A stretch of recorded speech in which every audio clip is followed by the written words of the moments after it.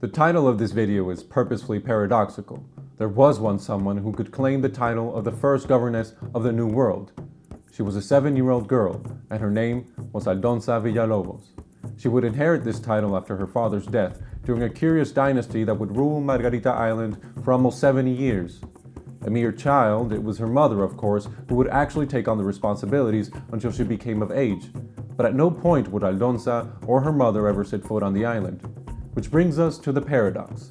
In Margarita, there had already been an heir, the granddaughter of Cacica Isabel, who commanded the native Guaiquerí forces of the island and who would marry a Spaniard to give birth to who is often referred to as the first mestizo, Francisco Fajardo. While the Villalobos pretended to rule Margarita from Santo Domingo, Cacica Isabel was ruling in practice, in legitimacy, within the order that there had been in these lands for millennia before the Spanish arrived. But she would not rule Margarita as it had been. She would rule Margarita invaded, in limbo, in forced mutation, and thus she would stand at the real nucleus of where these two worlds fused, and in fact would be doing so in her womb. Cacica Isabel is, in my opinion, the forgotten mother of Venezuela. For better or for worse, the nation we know now took shape in her both literally and figuratively. And the stage of this singularity was Margarita, where two women ruled, where the reigns of two worlds overlapped, when this beautiful island had a governess and a cacica. One ruled in absentia, the other ruled in presence, one imagined, one embodied, one alien, one native, one assuming, another exercising it on the real stage. It is here, in between these parallel worlds, where we can observe the matter and antimatter that would produce the Big Bang of Venezuela.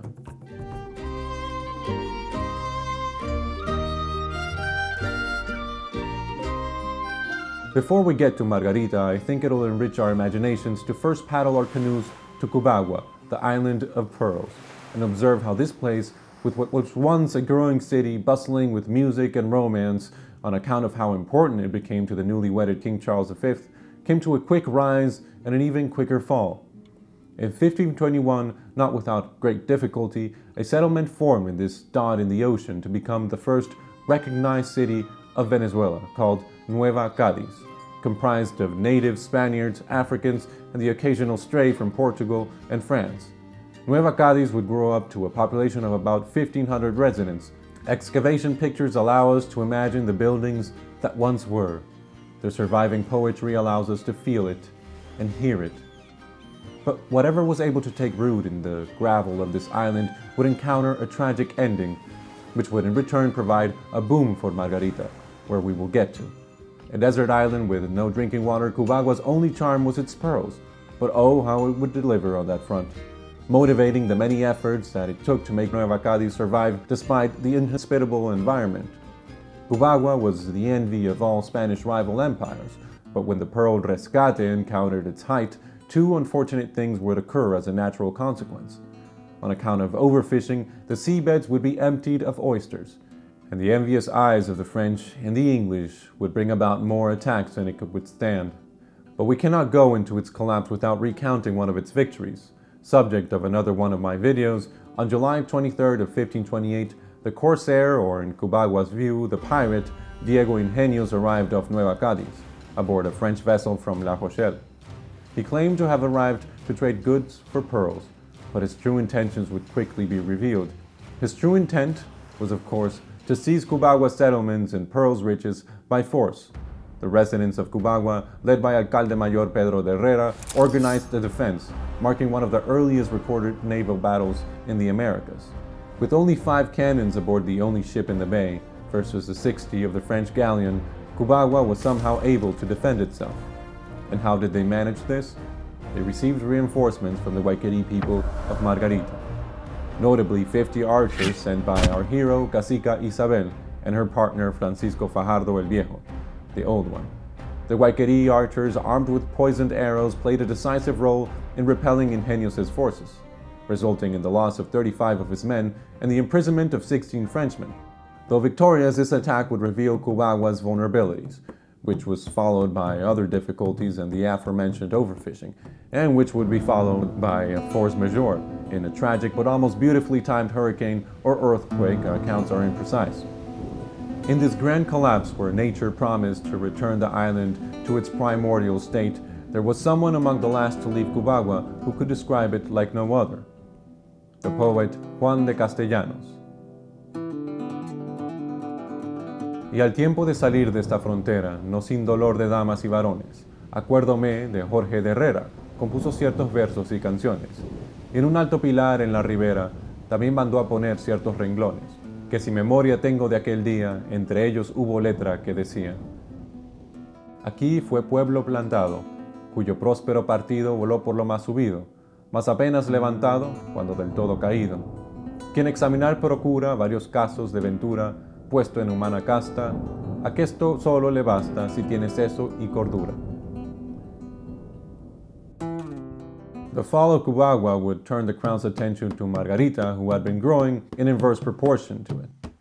So now let's sail there to tell its story, where we will start at the beginning, somewhere in between 1496 and 1514, the birth of the great Cacica Isabel. There is no record of the day, or the season, or the name of her mother, but we do know that she was born in Palguarime, a place nestled between the Caribbean Sea and the mountains known today as the Copey Sierra of Margarita. The name she was born with was swallowed by the tides. What remains is the one that the friars etched in their ledgers: Isabel. That's how the Spanish remembered her. Isabel was the granddaughter of Charaima, cacique of the Caracas people on the mainland. But she herself was born here, on this island. If she was born in a woven hut, it was one surrounded by mangroves and salt breeze, with the surf just over the hill, and a canoe waiting at the shore.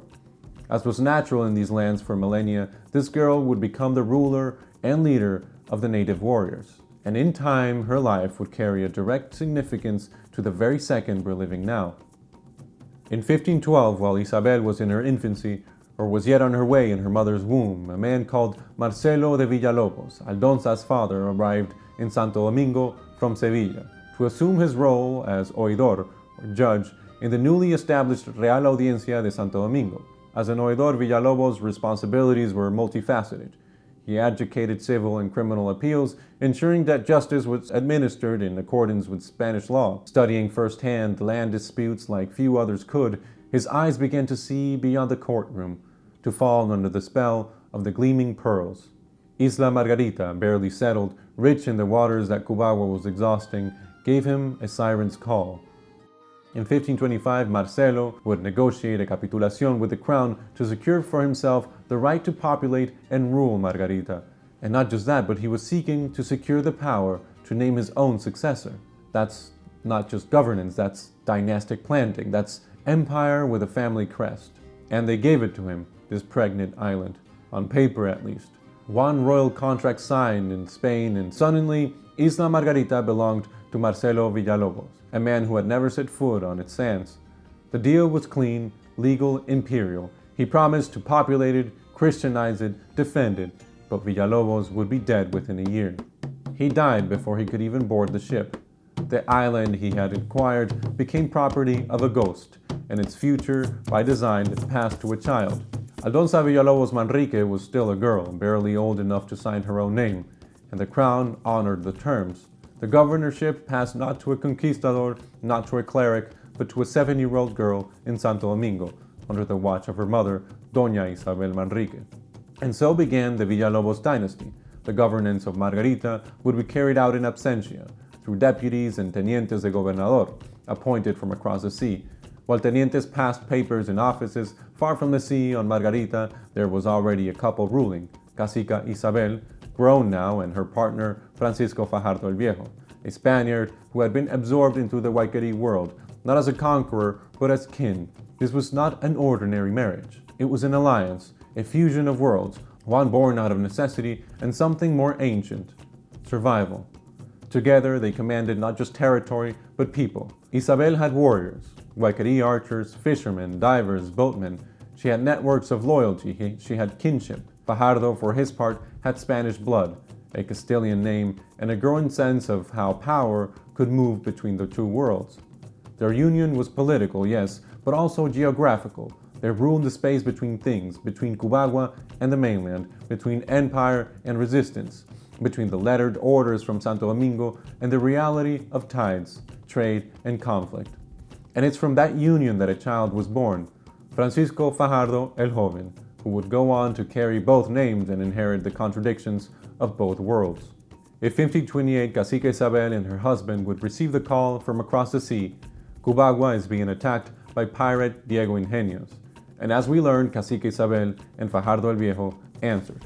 For the Spanish crown, this would not just signify an act of defense, it was a declaration. The Guaiquerí were not subjects to be ruled, they were allies, indispensable ones. Mis caballeros Guaiqueríes, King Charles V would call them, my Guaiquerí knights. The crown issued royal protections for Isabel's people. The Guaiquerí would be declared free vassals not to be enslaved, but the memory of arrows fades quickly in courtrooms. As the decades turned, the island's fate became once again the subject of contracts, complaints, and clerical dust. The Villalobos family, still anchored in Santo Domingo, had failed to meet the terms of the capitulación. They hadn't sent enough settlers, they hadn't built the infrastructure the crown had asked for. Margarita, in theory, belonged to Aldonza, but in practice, it was being governed through a rotating cast of lieutenants and majors, most of whom feared the sea, the mainland, or both. In 1534, the crown took action. They transferred jurisdiction of Margarita to the island of Cubagua, the administrative seat that ironically had nearly collapsed in the hurricane of greed, storms, and failed promises. Margarita was now an appendage, governed not by Villalobos' line, but from Nueva Cádiz, whose own bones were beginning to bleach. Meanwhile, on the island, Cacica Isabel was still present, still sovereign in the way that didn't require a signature from Madrid. She ruled not from a desk, but from a shoreline, and her son Francisco Fajardo el Joven was coming of age. In 1555, Francisco Fajardo el Joven had become a man. The product of an indigenous queen and a Spanish father, he had grown up between shorelines, equally fluent in Castilian as in Arawak, Caribe, and possibly other tongues. His skin and speech, his lineage and loyalties, none of it fit into a single column in the ledgers of empire. And yet he tried. He tried because Isabel believed it could be done, that the two worlds she straddled through alliance, diplomacy, and blood could one day be reconciled, not just in her son's body, but in his mission. So he set out. It was April of 1555 when Francisco Fajardo first left Margarita to return to the land of her mother's ancestors. He crossed in a canoe, 21 Guaiquerí warriors at his side, 3 other criollos from the island, and the dream of peace in his satchel. He landed near Chuspa and was received by chiefs as one of their own. Among them, Naiguatá, his uncle, who embraced him not as a conquistador, but as kin. But kinship has a shelf life in the eyes of empire. Francisco returned to Margarita, gathered more, and in 1557 he left again, this time with reinforcements, with arms, with ambition, and with something far more precious. His mother, Cacica Isabel, by then aging, still powerful, still revered, joined her son in his second expedition. She traveled not as a trophy, but as an anchor, her presence legitimizing the voyage, her name opening doors, her presence serving as the very argument of synthesis. Together they landed on the coast of Piritu, where they were welcomed by Christianized caciques, Alonso Collegua and Juan Caballo, old friends of the Guaiquerí who had once lived and traded in Cubagua's pearl markets.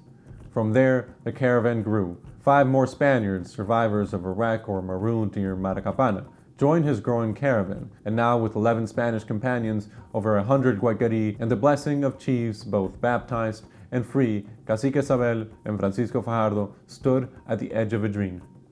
They sailed westward. He stopped at Panecillo, just past Cabo Codera, just shy of Caracas. There, Fajardo built huts with his mother. The caciques of the region welcomed them, Guaymacuare, Paisana, and others. They offered the entire valley to Isabel. She was their queen still. Her son was her sword. Francisco sailed to El Tocuyo and returned with a royal appointment. Lieutenant Governor of the entire coastline from Borburata to Maracapana. This was significant, a mestizo with the crown's permission. And so he founded La Villa del Rosario, on that little ridge by the sea. Not a villa, not really a collection of huts, but it was real, and for a moment so was the dream. But peace, like water, can curdle. The Spanish soldiers, arrogant and undisciplined, began treating the locals with disdain. The Guaiquerí held their tongues. The caciques grew cold. and then Cacique Paisana, under the veil of courtesy, poisoned the village wells. No pudo durar mucha esta inteligencia, porque los españoles, con la habitual insolencia que suele acompañar sus armas, se dieron tan al desorden que los caciques, que antes le eran afectos, comenzaron a tratarlos con frialdad. Bajo la capa de amistad, envenenó las aguas del Real. The village fell sick, the Guaiquerí began to die, and among the first to fall was Isabel, the mother of Francisco, the queen of Margarita, the bridge between empires, dead. Not in battle, but in a poisoned camp, surrounded by fear, by betrayal, by her own people, slipping into resentment. And with her death, something else died, not just a woman, but a hypothesis, that this could ever work, that the fusion could ever last. The Spaniards retaliated. Fajardo attacked in the night, scattered the siege. He captured Paisana and hung him from the rafters of the village he'd once promised to protect. He killed 10 more. He left the rest alive, but the damage was already irreversible. By the end of 1558, he returned to Margarita, motherless, rattled, a mestizo with no more bridge to stand on. By 1564, he was ready. Francisco Fajardo had spent 6 years nursing the wounds of his failure. This time he would not return as a mediator or emissary. He was building an expedition. 100 armed men, horses, cannons, livestock, steel, everything required to re-establish Spanish control over the Caracas Valley, and with it, his mother's dream. He still carried the title of lieutenant governor issued years before in El Tocuyo. Whether or not it still held weight, it didn't matter. He believed in it. He believed in the right to lead, in his mission as the union of two worlds. He sailed once again from Margarita to the mainland, and as he passed through Cumaná, perhaps to gather supplies, perhaps to coordinate routes, he was summoned by Alonso Cobos, the local Justicia Mayor. Cobos invited him to a meeting, on paper a gesture of alliance, in reality a trap. Fajardo arrived unarmed. He was chained on sight. His men, leaderless and confused, were scattered. There would be no trial, no message sent to the audiencia, no delay. Cobos, hungry to claim the conquest of the mainland for himself, gave the order. There was no trial, no hearing, no recourse. Cobos gave Fajardo 30 minutes to plead his case, and then, impatient even for that, ordered the execution on the spot. Fajardo resisted. Still shackled in the cepo, he fought back with his hands. The executioners couldn't tie the ropes around his neck. He thrashed, refused, would not submit, and so Cobos, inflamed with rage, stood up from his chair and spat the words that would be remembered. ¿Es posible que para matar una gallina hemos de tener tanto en que entender? He grabbed a rope himself, tied a sliding noose, and as Oviedo Ibáñez tells it, como si enlazara algún toro, he cast it over Fajardo's throat from across the room, and strangled him where he lay. His men beat the body with wooden planks. They smashed his skull. The corpse was hung upside down like a criminal, like a trophy, like a warning. It was 1564, and the dream was over. The army he had assembled dissolved within days. The Mestizo Bridge was gone, and what remained was only what had always been: Spaniards to the west, caciques to the east, and no one in the middle. Cobos eventually was captured, executed, torn into quarters by royal decree. But vengeance by then was meaningless. Nothing could resurrect Cacica Isabel, nor her dream, nor her son Francisco Fajardo. The world had made its choice. When Isabel was dying beside a poisoned well and her son Francisco was laying the fragile foundation for a dream that could not survive, Aldonza Villalobos was growing old in Santo Domingo, still governing an island she had never seen. Her daughter Marcela had married a soldier, Juan Sarmiento de Villandrano. And with that marriage, the Villalobos name continued its paper dominion over Margarita. Orders went out, taxes came in, tenientes de gobernador managed affairs in her name. It was a neat arrangement, bureaucratic, distant, and until then untouched by the fire of history. But in 1561, that fire would arrive, and it had a name: Lope de Aguirre. No longer a man, but an omen, Aguirre sailed from the interior rivers of Guayana and the Caribbean coast with a crew of mutineers and the blood of a governor already on his hands. He had declared open rebellion against the King of Spain. He wasn't merely lost or disobedient, he was unhinged, and in absolute fury. When he came ashore in Margarita, el tirano Lope de Aguirre tomó la isla y dio garrote al gobernador Juan de Villalobos. That was the end of it. With a single act, Aguirre obliterated the structure the Villalobos had sustained for 3 decades. The governor, Marcela's husband, strangled. The chain of command broken. The illusion that one could govern from afar pierced by a garrote. They died in the same year. Francisco Fajardo and Juan de Villalobos, each a final breath of a dream already suffocating. The former a mestizo born of Cacica Isabel's diplomacy and Francisco el Viejo's Castilian sinew. The latter a Spanish governor and inheritor of the Villalobos line, married into power, strangled into silence. 2 emerging worlds, killed not by enemies but by their own. Isabel killed by a cacique, Fajardo tied like a bull and strangled in his cell by a Spaniard. Villalobos choked by Lope de Aguirre, whose rage made a corpse of any crown. By then, Aldonza was already boarding the ship. She had governed an island she had never touched, sent lieutenants into storms she never felt, and now, with her daughter and her grandson staring at the ash heap of inheritance, she returned to Spain in one last attempt to secure the governorship for her family. She would succeed in this, securing governorship of Margarita for her grandson, Juan Sarmiento de Villalobos el Mozo, the son of the man Aguirre had killed. But power doesn't live in parchments. It lives in people, and the people that were once present were dead. Isabel gone, buried, and poison soiled. Fajardo hanged, clubbed, displayed like a warning. Villalobos choked by madness, and Aldonza fading into the ledgers of Sevilla, a title holder with no island to speak of. What died wasn't just a dynasty or a body or a promise. What died was the bridge itself, the attempt to fuse 2 worlds as if they were only 2, as if Venezuela were ever that simple. Because it wasn't just Spanish and indigenous, it was empires and tribes, friars and merchants, corsairs and fishermen, caciques and crown-appointed clerks, all trying to claim the same soil, all talking past one another in different languages of power. Isabel tried to translate, so did her son. But events showed us that the middle is no place to live. The middle is where the cannonballs land, where the treaties break, where the bridge gives way and both shores pretend they were never connected. And so this island, this gorgeous, wind-lashed, blood-soaked island, stands not as a fusion, but a fracture. Not the birth canal of a nation, but the scar of an attempt. A cesarean section or a big bang, this was nevertheless the beginning of whatever it is we're living in today.